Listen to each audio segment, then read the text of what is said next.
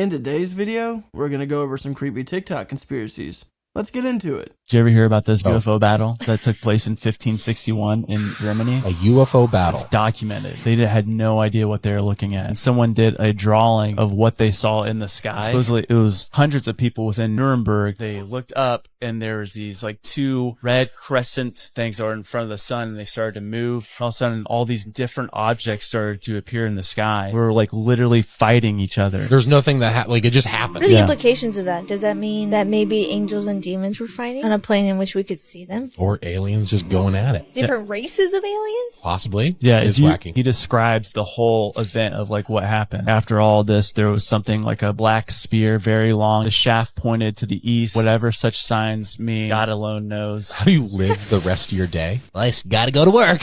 You know, like that's what are we? Well, I guess I have to go churn some butter now. Or Germany. Do it again. Oh, I guess we have to go churn some butter now.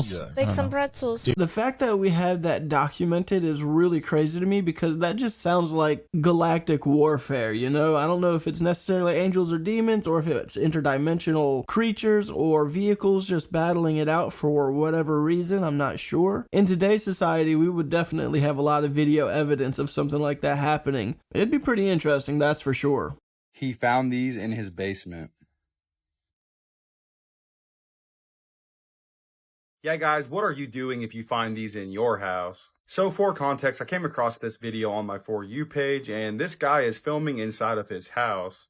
And for whatever reason, in this basement area of his house, he has this standing water. And that's when he noticed something very strange moving in the water. And as he zoomed in, you could tell there were several patches of these very skinny, stringy groups of worms that were all moving around. And these things look absolutely disgusting, and it would be pretty scary to find these in your house. But what are these things exactly? And the official name of these worms are tubifex worms, also known as sludge worms or sewage worms. You would typically find these things in sewage systems, but they like any stagnant water that has a lot of sediment buildup.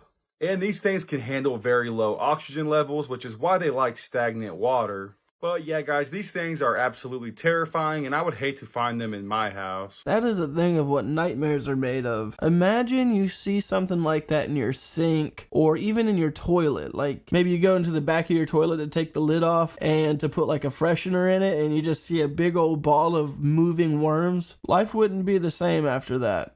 There's three main categories that I think people should know about Bouvet Island. So number one, there was this guy who happened to look at Bouvet Island earlier and he noticed that it wasn't labeled properly. So he thought this was strange. So he contacted one of his friends who happened to work at the Apple labeling for maps. And he said that this was an anomaly. All maps, all areas are usually labeled. And if this wasn't labeled, that it must have not been labeled on purpose. Number two, if you look at it on the maps, it's extremely pixelated. It's like somebody was purposely trying to cover that area up. There's no detail on the map. Number three is actually these images. And this is Bouvet Island over the months of this year. Which has some weird tornado formations coming out of it. What's these weird kind of like vibrational looking things that are affecting the clouds?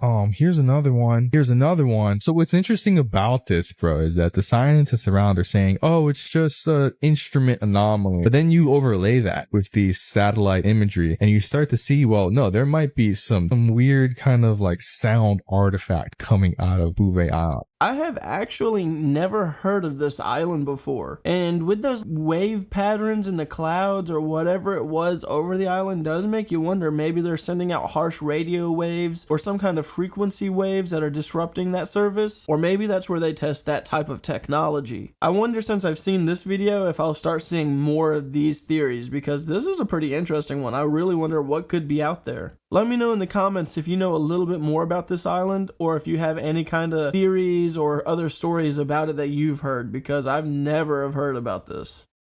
This right here is how big some of the giants were. So just how big were the pre-flood Nephilim and the post-flood giants? Yes, they do exist. Well, the answer may surprise you, and it says it in the Bible. What is the reason for Doris' size? And it goes deep. So first I'll bring up Gilgamesh, who many people believe to be Nimrod. It is said in the Epic of Gilgamesh he was 60 foot tall. But they get taller. Now, we know the story of Goliath, where he actually was a post-flood Nephilim ranging in about 10 foot. But even in the 1800s, we had references of giants that were recorded in their newspapers. But this is nothing compared to how big they really were.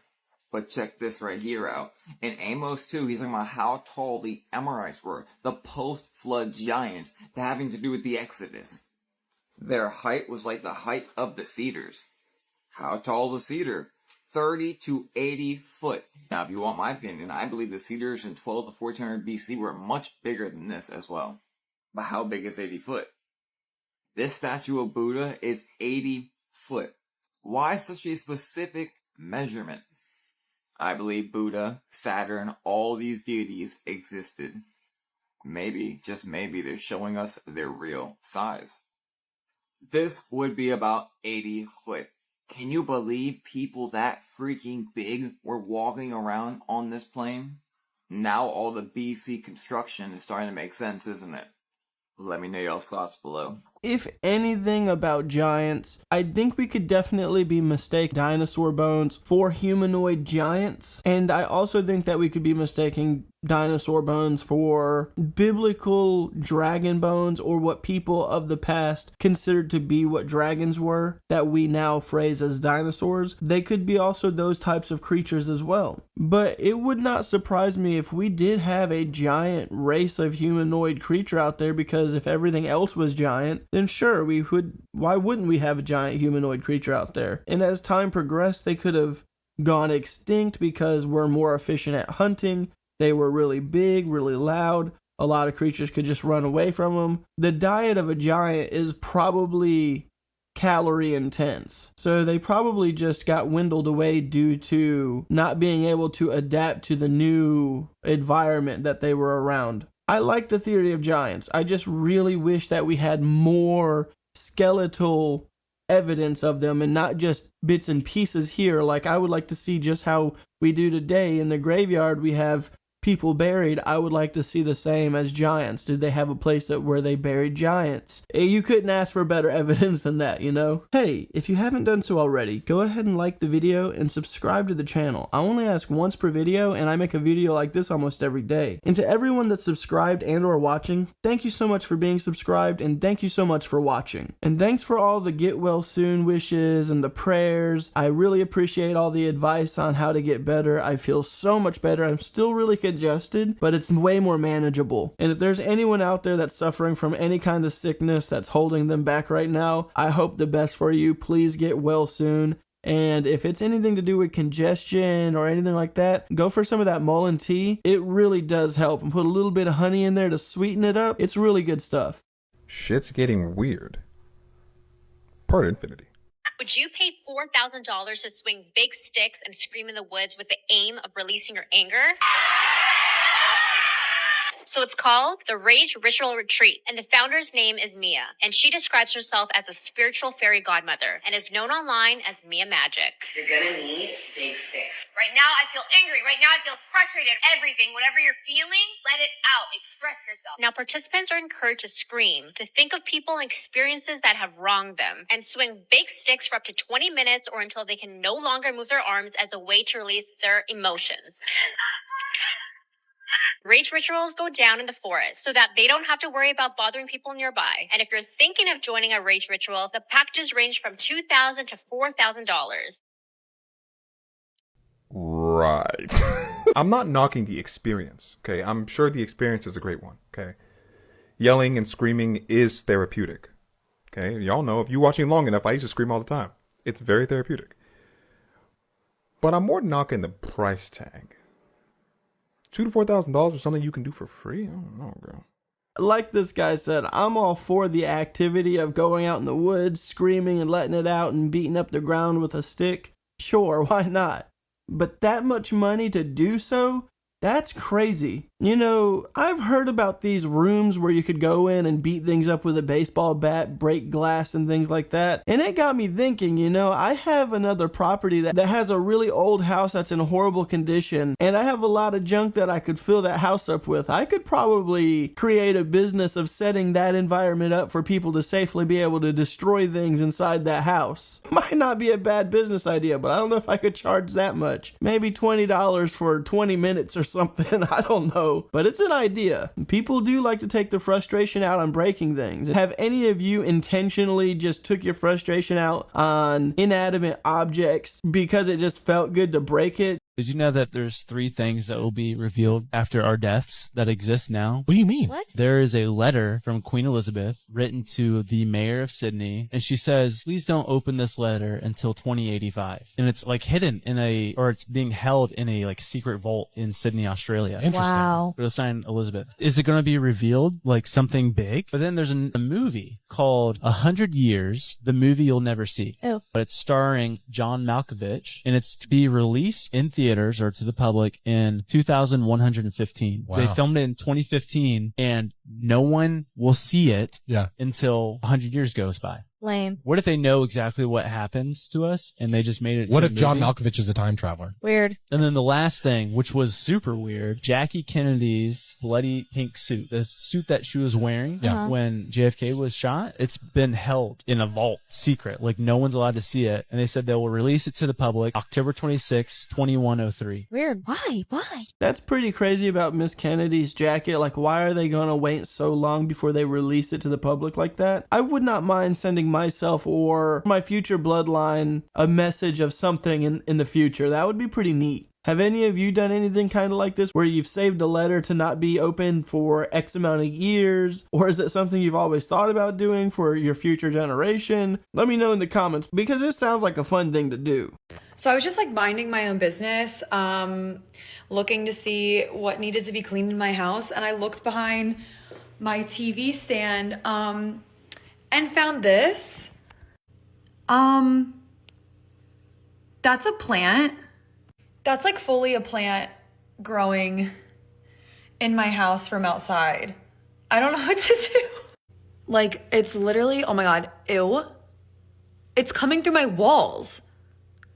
If anybody knows what to do about a plant growing through your walls, please let me know. Dang, that's pretty crazy. I used to live in an old house in Pamplico, South Carolina, and behind my refrigerator it was doing something quite similar. I had a whole vine growing out from the ground, and apparently there was like a lot of mold and water damage, and it was not a pretty sight. But that was an old house. This house actually looks fairly new and pretty nice. It's really surprising to see something like that. Hopefully if it is water damage, it's not real bad. What can you do now with the chip implanted that you could not do prior?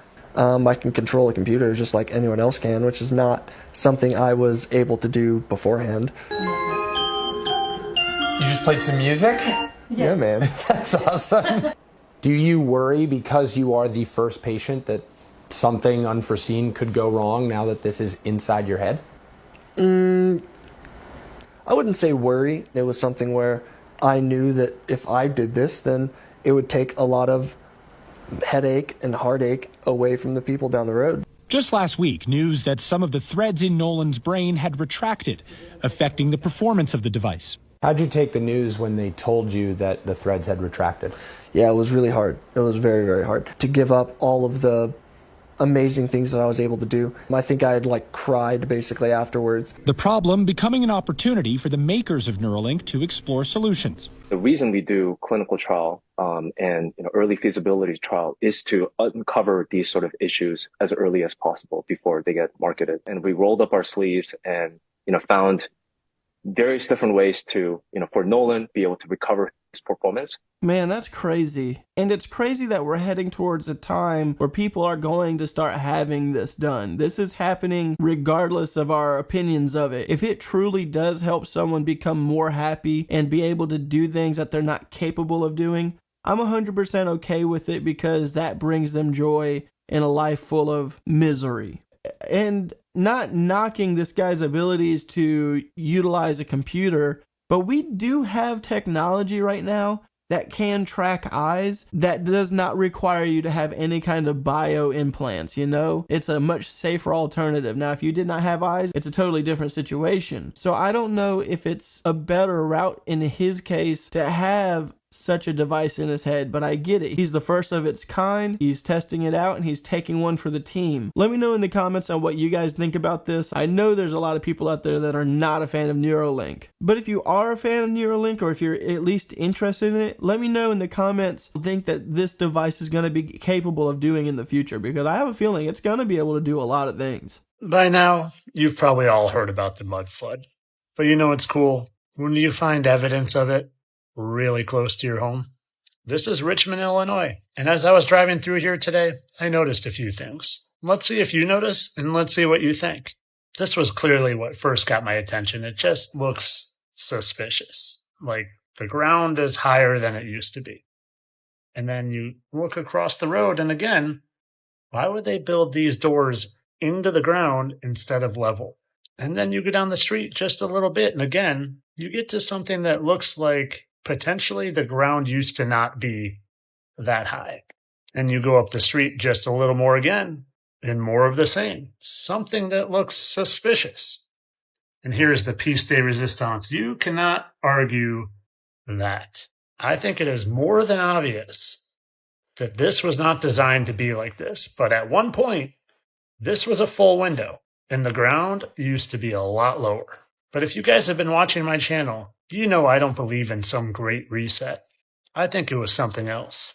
Something entirely different. Because these 200 craters just happen to match the amount of fallen angels that were locked in the bottomless pit. And maybe we're living in a time where those guys are released to deceive the nations. What do you guys think? Intentional reset by the controllers? Mud flood created by the fallen angels coming out of the bottomless pit? Or just people that don't know how to build things? Let me know in the comments. And of course, this was all for entertainment. Have a great day. I have no doubts that there is a mud flood scenario in many places of the world. Probably even deeper than some things that we even theorize is a part of the mud flood. There's probably been numerous amounts of mud floods that's covering up so much more. But when I see buildings like that have the slight windows to them on the ground level, I would love to be able to explore those buildings. Do they have basements? Inside those basements, is there anywhere hidden that goes even deeper? Like, those are the questions that I would love to know if I ever seen one of those types of buildings. I've seen buildings that had windows that went down underground, but they normally are a part of the building where it's like either an apartment or a sub-basement of some sort. Never anything to the point where it looks like, oh yeah, those buildings used to have old windows there that they're just covering up with the road. Kind of like how this guy was showing the pictures. If the opportunity ever came to a building that was suspected to be a part of a mud flood, I would love to investigate that building. I think that would be so fun. Dude, have you ever seen their maps that are made out of sticks?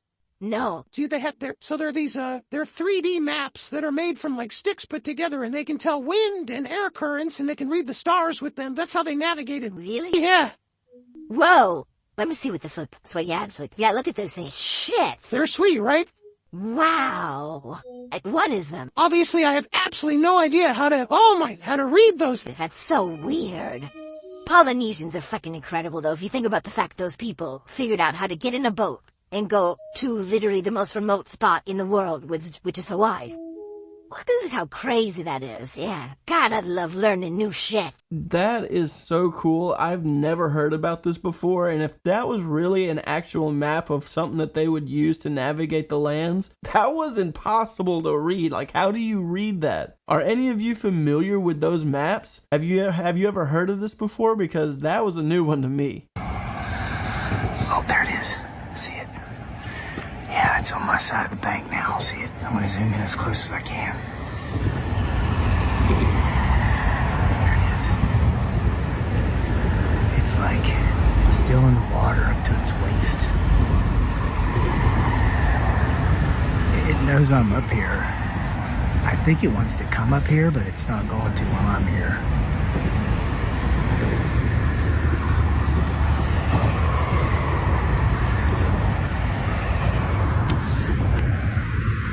So there you have it, guys. Isn't this river beautiful? It's really too far away and too hard to tell what that was. It could have just been some kind of random item floating in the water for all I know. At that point, I would have just had to go straight into it or find a way around in the little bit of woods to get a little closer to it, because it didn't seem like it was doing anything hostile. It wasn't moving suspiciously, or if any. But then again, that could be a really scary moment in life. You see something that might be a Bigfoot, could be a bear. Is it really worth getting close to? Oh my God, if you're right, so many people are wrong. Everyone's wrong. But the universe backs me up. And I have the proof of it. You have all these physicists that's saying something different, but none of them have 97 patents. None of them have introduced a new form of flight, like with unlimited mid-air bonding. None of them have discovered 4 supersymmetrical systems. This is what we've done. This is what the collective is able to do. Facts. When you put yourself into the divine space, because that spirit is waiting, it's just like, okay, are you going to make yourself available for it? So let me ask you this. If I had a magic wand, and I allowed you, let's be real, to not just show this to technological innovation because of this unlimited potential for growth. Sorry if there was some funny voices to this video clip. I have the hardest time with Joe Rogan clips because they like to get claimed and taken off of my YouTube videos. But this episode with Terrence Howard was a pretty good episode. I don't know how many of these clips I'm going to show. I still don't know if I necessarily go with everything that he says, but he has a lot of really interesting topics and a lot of really interesting views on life, and overall is a really good listen because it is really good stuff that they talk about. Let me know in the comments what you thought about this episode if you've already seen it. I don't know how many of them I'm gonna play because, like I said, it's a really tough battle on YouTube with keeping these types of videos on the channel for some reason.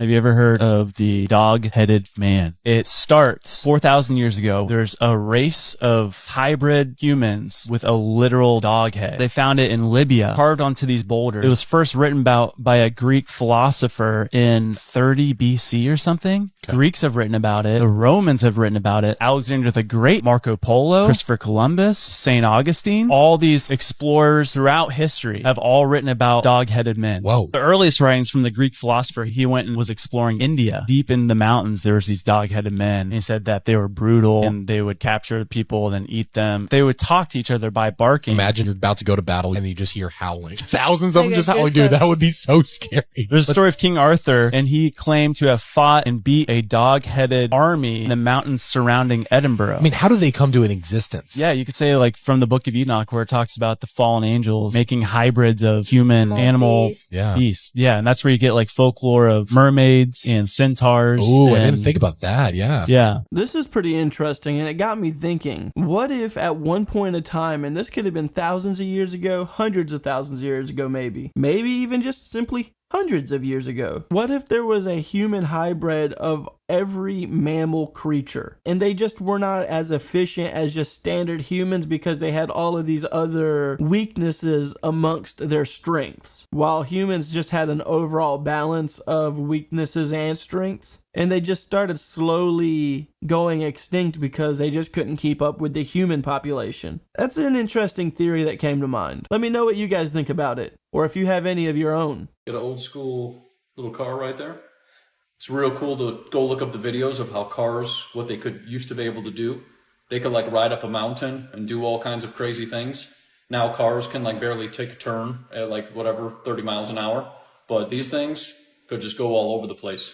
And these old school cars, they used to run on alcohol. That was why the whole Prohibition, you had to get rid of that because that competes with Rockefeller oil. Can't tax that if you use a distillery to make your fuel. Or you could do moonshine, or you could do hemp. Hemp could actually create fuel so that you could run these cars around. But there's no tax on that, so that doesn't work. And that doesn't tie back to the Federal Reserve.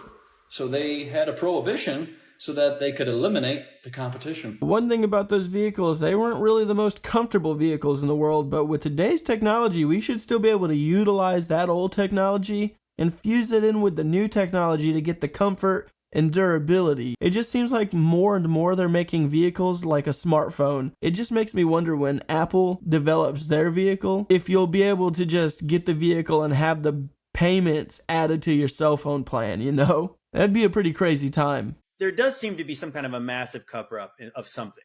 The earliest pictures we have of like these big cities are like from like the 1850s. And they're these massive cities. And they look very similar than they do today, actually, except for more grain looking, massive buildings. And there's like hardly any people out on the streets, like nobody. And sometimes in many cases, it looks like muddy streets. And it's like, okay, so where are all the people at? It's very odd to have a giant city like that with no people. And then when you start to see people later in like, sometimes you have these early videos of like these cities like Paris and London, and all the people are dressed really nice, like dressed to the nines, like aristocrat looking people.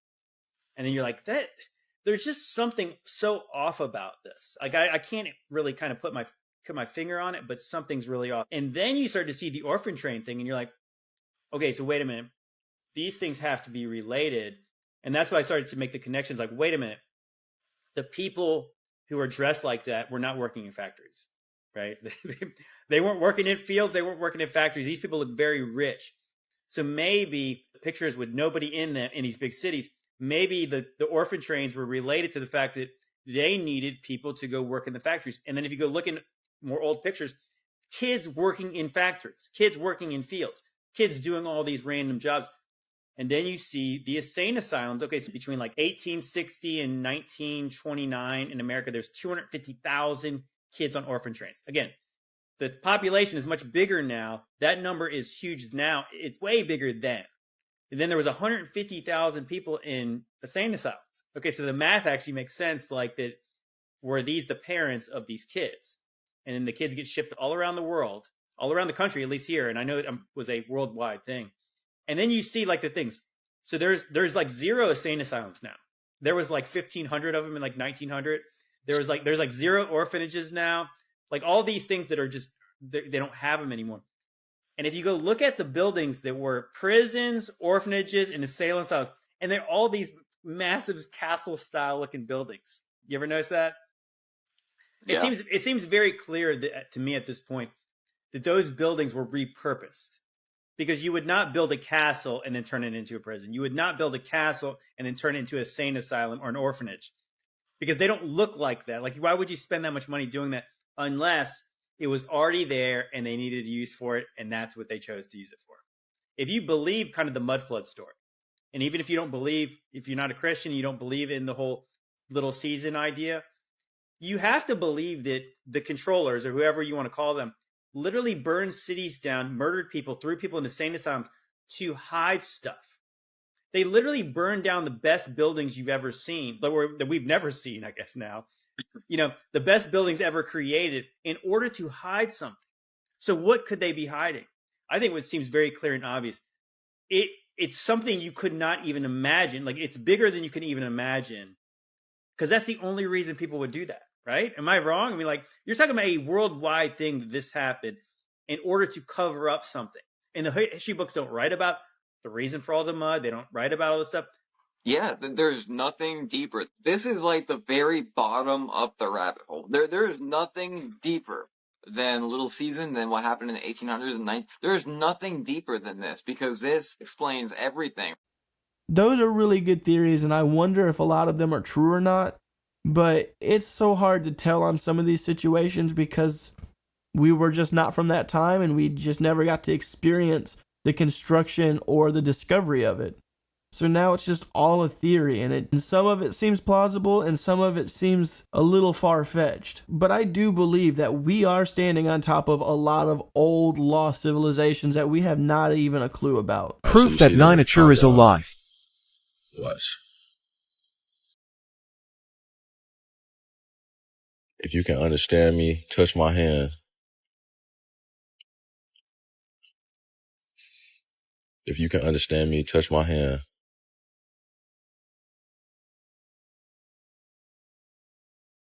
I know you can do it. See how I stayed on, you see how I stayed on my hand? I'm not gonna lie, I used to do this kind of stuff when I was a kid a lot, and I always thought it was really odd. Super coincidentally, the breeze or something would bend the branch down, and it would touch me on my shoulder, arm, hand, wherever was easy enough to be touched by the branch, and it would happen a lot. I used to do it quite a bit. So it does make you wonder if nature does have a way of communicating with you, and this is one of those ways. Maybe people should go out more often and start talking to trees like this and ask them to do simple messages that they're capable of doing and just see if it works for you. Have any of you asked a tree to like touch your hand or anything like that, and it genuinely seemed like a sentient moment? Let me know, because I do think that this is kind of a real thing. Man, don't turn my phone off. Don't do that. Every time I get ready, well, 'cause I know they're watching me right now, and they're mad at me. Who's they? The people that want that. Our entire world economy is based off of the politicians and the authorities that give their politicians their accreditation. And those authorities, those universities are all based, they have their entire curriculum is based off the Platonic solids. And our world economy is based off of 1 times 1 equaling. So you think they fuck with your phone? Oh, I'm sure of it, because now I couldn't even, I have to turn it off first. You ever drop your phone? Yeah, drop your phone. I've dropped my phone a number of times, but you ever think that might be what's going on? If I'm going to buy another phone and say the app is on 5 minutes earners. I used to, but then my wife would think I was cheating. Yeah, so I was like, no, I don't need that. I made that mistake way too early. In our relationship, and it cost me 8 years of toil and pain. But I ultimately made it back, and I'm so glad. You can always get a phone that you don't use as anything other than to contact a couple people. Yeah, but that would work. But I'm like, if they're gonna hear, they're gonna hear. Yeah, well, that is an issue. Yeah, this happened a couple of times to Terrence Howard on this podcast. It's pretty coincidental, or he really does have people watching him, because whenever he wants to talk about a certain topic, either his phone's going to mess up, or even the system on Joe Rogan's podcast would mess up trying to look up certain topics. It does make it seem really suspicious. Breaking news, what the hell has just happened in Portugal? There were some crazy scenes across Portugal and some regions of Spain in the early hours of this morning, when people who were out partying and clubbing and whatnot got a bit of a surprise. So essentially, the pitch black night sky turned into this when the entire sky turned blue. Now, the Portuguese Civil Defence Agency has confirmed that a meteorite flew over the town of Pinheiro in Portugal and was seen in other places. Now, there's been a lot of footage and people posting videos about this all over social media, and some of it is wild. I mean, like, those ones look completely different to how this one looks. Like, what is that? Now, apparently they have found a crash site and a debris field located, which firefighters are at, but the location hasn't actually been revealed to everyone yet. But I mean, this is pretty nuts, to say the least. Imagine seeing that. Now, as I say, this is all breaking news in literally the last couple of hours, really, so it's still a developing story, but from seeing how incredible that was and what it could be, there's going to be a lot more coming out. So yeah, within the next 24, 48 hours, I'm sure they're going to release a lot more information on this. So as always, make sure you hit that follow button and I will keep you updated. We'll see if there's any updates to it. To me, it just looked like a meteor and a really good shot of one at that. But it could have been something else. We'll see. How a planet is formed under this theory. So you have a sun. And how does the sun give birth to these planets? The same way we defecate and have gas. Like Jupiter's that red spot on Jupiter, that's spinning on it, that's going to become a moon. It may take a billion or 2 billion years. That will ultimately become a moon off of Jupiter. Where is it? Right at its way around and slowly. Another great clip from this show. The idea that the red spot on Jupiter is another planet being developed and possibly being birthed out of that system within the time span of millions, if not billions of years. Really cool theory. I would have never in a million years would have came up with something like that. Are you familiar with Khalil Gibran? Yes. He wrote a book that he wrote The Prophet, 1923, but he wrote another book called Sand and Fall. In that book, he told a story of a man who had been away from his family for 4 months working, and he was excited to come home, and as he was coming home, he knew that the mountain, when he saw the mountain, it was close to home. So his 5 senses started having a conversation, and his eye says, I see a mountain, I see a mountain, I see a mountain. And so the ears perked out and said, I don't hear a mountain. The nose sniffed and said, I don't smell a mountain. The tongue tasted the air. I don't taste a mountain. And The other four senses started speaking among themselves, and they came to the conclusion that there must be something the matter with the eye, because they couldn't perceive it. But all of these things, we've been misled just because we've been fooled by our senses. Our eyes see 0.05% of the entire electromagnetic wave. We're blind cosmically, but we judge everything by what we see. And they've done that with science for so many years. You look at E=mc². That talks about expansion. It does not show how it's divine. You've never breathed in twice without breathing out. You breathe in and you breathe out. You charge and you discharge. So how is it that the breathing in, they're acting as if the universe is just expanding out, breathing out, and it's going to dissipate out. And they never include the contractive side of it, breathing in. Have you seen the city Centripe in Italy? A lot of people have sent me this, but I wasn't going to do a post on it because I had already seen people point out the fact that it looked like a giant petrified giant. But then I noticed something a little different. Noticed something that looked familiar to me somehow. And does that look familiar to you at all? Think cartoons. Think cartoons with a big blonde swoosh in their hair. Are you seeing it yet?